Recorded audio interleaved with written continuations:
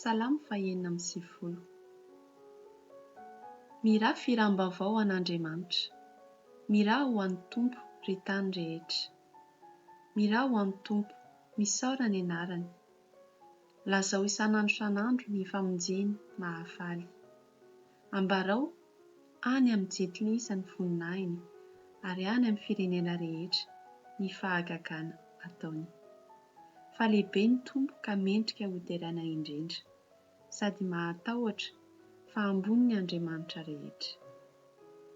Fa ny Andriamanitra ny firenena dia tsinotsinona, fa ny Tompo no nanao ny lanitra. Fa mirapiratana sy voninahitra no eo anatrehany.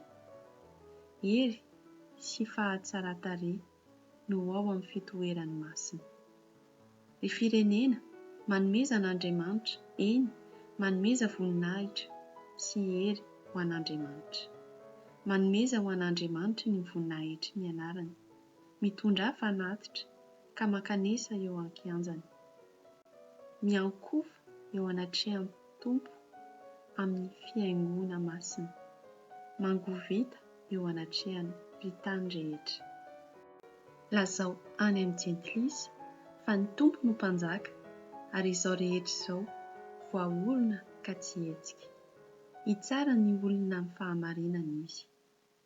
Aoka ho faly ny lanitra ary ho ravoravo ny tany. Aoka hirohondroana ny ranomasina sy izay rehetra ao aminy. Aoka ho faly ny sà sy izay rehetra ao aminy, dia hioby amin'izay ny hazo rehetra ny ala. Eo anatrehan'ny Tompo, fa avy izy, eny, avy hitsara ny tany izy. Hitsara izao tontolo izao araka ny rariny izy, ary ny firenena amin'ny fahamarinana.